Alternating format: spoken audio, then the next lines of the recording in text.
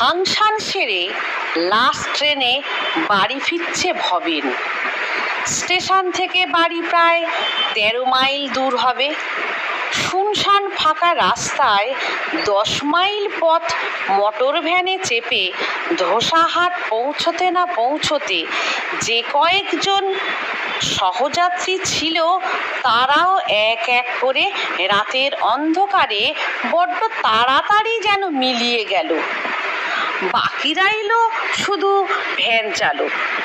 স্ট্যান্ডে পৌঁছে চালক বলল, এবার আমায় যেতে হবে, নইলে বাড়ির লোকের চিন্তা বাড়বে।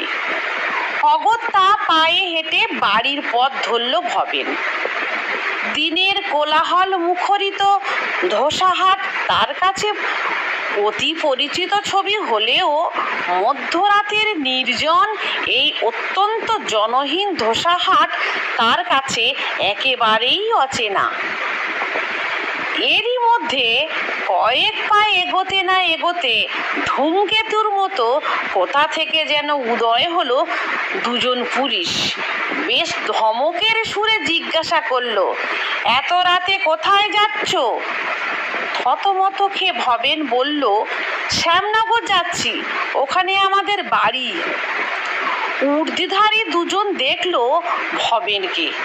সাদা চোস্তা পাঞ্জাবিতে কাঁধে সাইড ব্যাগ ঝোলানো ভবেনকে নিতান্ত সাদামাটা মনে করে তেমন কিছু আর বলল না তারা। ভবেন চলেছে তাড়াতাড়ি পা চালিয়ে। হাট পেরিয়ে সামনেই চন্দনেশ্বর গ্রাম। পথের দুপাশে ছায়া ঘেরা বড় বড় গাছগাছালির শাখা প্রশাখা ঢেকেছে আকাশ চাঁদের আলো। তারই মধ্য দিয়ে ভবেনের পথ চলা। গ্রামে কেউ কোথাও নেই। নির্জন নিশুতি রাতে গৃহস্থেরা সবাই যে যার ঘরে ঘুমোচ্ছে। জেগে আছে শুধু কুকুরের দল। পথের বাঁকে বাঁকে তারাই শুধু আগন্তুকের উপস্থিতির জবাব দিয়ে যাচ্ছে এক নাগাড়ে। ভবেন চলছে বড় বড় পা ফেলে। গ্রামের সীমানা পেরিয়ে বাঁশবন পার হয়ে বাদার মাঝের পথ ধরে পঞ্চমীর চাঁদের আলোয় স্পষ্ট পথের দুপাশে বহুদূর পর্যন্ত বিস্তৃত ধু ধু জনহীন প্রান্তর। চলতে চলতে হঠাৎ ভবেনের চোখে পড়ল বেশ কিছুটা দূরে পথের বাঁকে নারকেল গাছের সমান উঁচু সাদা চাদর গায়ে লম্বা ঢ্যাঙা মতো কে যেন দাঁড়িয়ে। ভবেনের হাত পা সব ঠান্ডা হয়ে আসতে লাগলো। কপালে দেখা দিল বড় বড় ঘামের ফোঁটা। জনশ্রুতি আছে অনেক দিন আগে কোনো এক ব্যক্তি রাজনৈতিক প্রতিহিংসায় খুন হয়েছিল এখানে। তারই অতৃপ্ত আত্মা নাকি দাঁড়িয়ে থাকে পথের ধারে। ভবেন ভাবল, পিছু হটলে যদি তার ঘাড় মটকে দেয়। সে আর চোখে সেদিকে তাকিয়ে ধীরে ধীরে চলতে থাকলো। ওমা, কি আশ্চর্য! লম্বা ঢ্যাঙা মতো সেটাও কেমন যেন খাটো হতে লাগলো। অবশেষে 25-30 হাত দূরে থেকে স্পষ্ট দেখলো তাকে। পথের বাঁকে ছোট্ট একটা বাবলা গাছ এমন ভাবে চাঁদের আলো পড়েছে দূর থেকে যেন সাদা চাদর গায়ে তাল গাছ সমান উঁচু দেখতে লাগছিল। ঘাম দিয়ে যেন জ্বর ছাড়লো ভবেনের। তবু কি রেহাই মিলল তার? সামনে অভয়নগর গ্রাম। সেখানে আছে কালো রঙের ভয়ানক একটা কুকুর, সেই পালের গোদা। অন্য গ্রামের মানুষ দেখলেই দল বেঁধে তেড়ে কামড়াতে যায়। ভবেন ভাবল, বড় রাস্তা দিয়ে অভয়নগরের মধ্যে গিয়ে কাজ নেই, তার চেয়ে বাদায় নেমে সোজা যাওয়াই ভালো, সময়ও বাঁচবে। এখানে অবশ্য বিপদ আছে। বিষধর সাপেরা এই সময়ে শিকারের খোঁজে বেরোয়। তাছাড়া রাতের অন্ধকারে বিস্তীর্ণ ফাঁকা বাদায় পথ চলতে গেলে কিছু ভুল হয়ে পথ হারিয়ে ফেলার ভয় থাকে, তবে সব কিছুতে ছাপিয়ে গেল কুকুরের ভয়।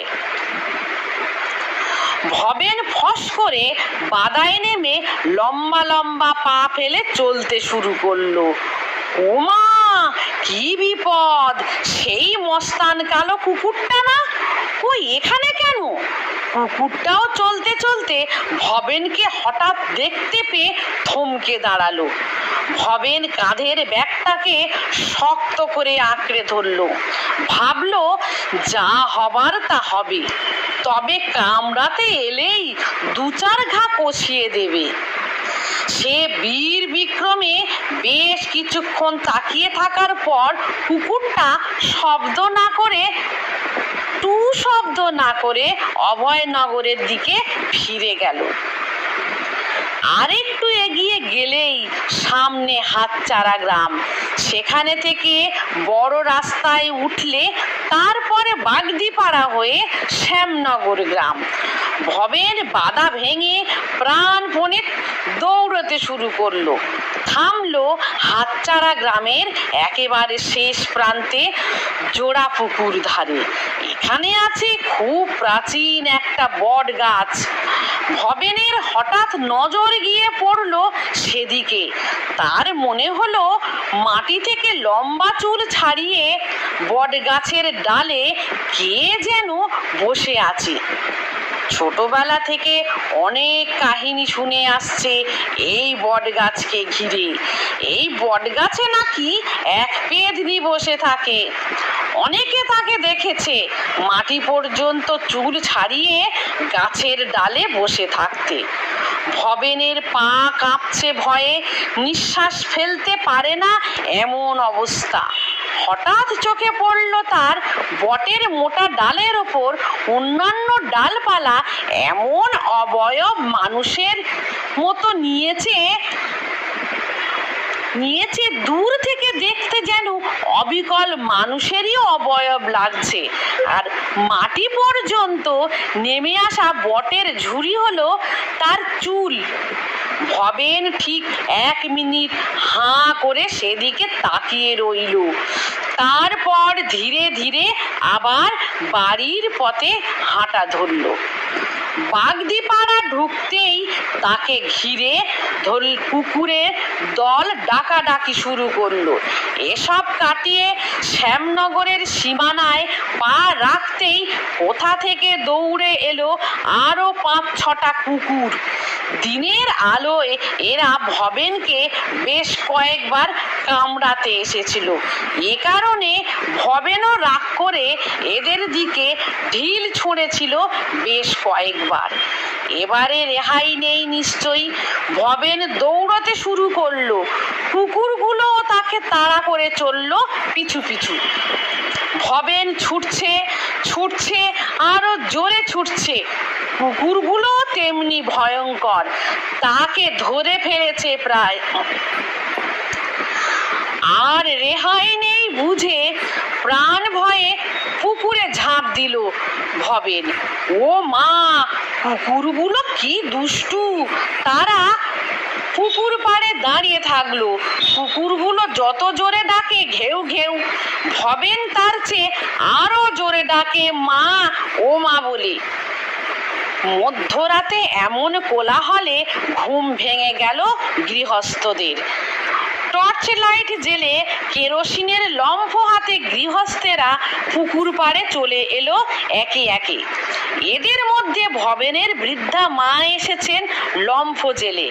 সভয়ে চেঁচিয়ে উঠে বললেন, ভবেন, এই মাঝরাত্রিরে বাড়িয়ে ফিরলি যদি পুকুরে ঝাঁপ দিলি কেন? এত মানুষের সমাগমে কুকুরগুলোও ততক্ষণে চুপসে গেছে। ভবেন মায়ের দিকে তাকিয়ে বলবার মতো উপযুক্ত জবাব খুঁজে পেল না। কাজেই ঘাড় হেঁট করে ভিজে পোশাকে সোজা বাড়ির পথে চলল। আমার লেখা গল্প ভালো লাগলে কুমকুমের কথকথা এই চ্যানেলটি লাইক করবেন, কমেন্ট করবেন, সাবস্ক্রাইব করবেন। ধন্যবাদ।